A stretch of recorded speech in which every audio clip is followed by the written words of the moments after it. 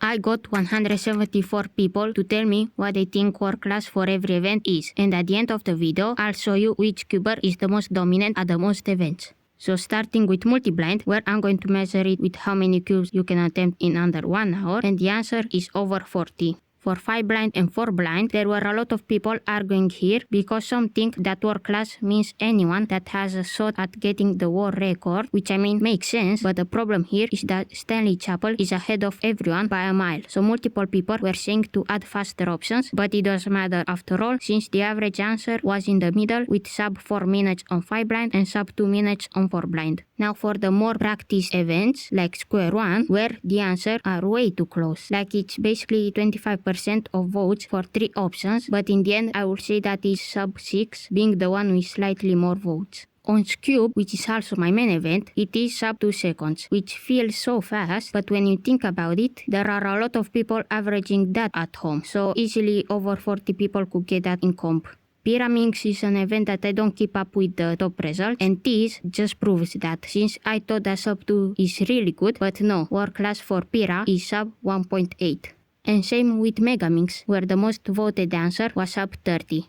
Now it's time for Clock, and this event improved so much in the last 2 years that nobody can really set on an average. Like my fastest option was sub 2.8 and people still ask for faster like sub 2.5. But even with all of this, the most voted answer was sub 3, which is top 13 in the world at the moment. Now for M-By-Ends, starting with one-handed, where it was a nice sub 10 seconds. On FMC it's weird because it's dependent on the scramble, so that's why it's really close between sub 23 and 22, but 23 has slightly more votes. And for 3 blind, once again, basically a tie between sub 18 and 20, with 2 more votes and 18.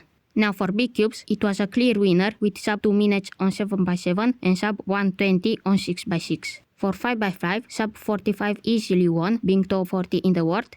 For 4x4, we had a close match where we almost had a 3-way tie, but sub 23 is higher. On 2x2, almost everyone in the top 100 could get at least somewhat close to our record, so that's why sub 1.3 was chosen, which is around top 60. But before moving to the last event, 3x3, and showing you the most dominant cuber out there, I'm going to ask you to please subscribe to my channel to help me reach 1000 subscribers by the end of the year. And comment down below more statistic videos ideas like this one, which you would like to see next. And now for the event everyone was waiting for, 3x3, and it wasn't close, because the winner won with 30% of votes for sub 5.5 seconds, which also translates to top 30 in the world, which surprisingly enough, it's also what a lot of people say, and that world class is anyone that has an average faster than Felix Zemdex.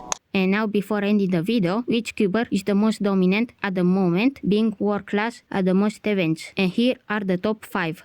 Tied at number 4, classifying for 5 events, is Seungkyuk Nam, Stanley Chapel, and Luke Garrett, surprisingly. At number 2, again tied with 6 events, that being Max Park and Timon Kolasiski. And the most dominant cuber at the moment, being world class at 7 events, is Timofey Tarasenko, classifying for all M-By-Ends and Megaminx. But before ending the video, I want to thank you to everyone that submitted an answer to make this video possible, so I'll see you in the next video.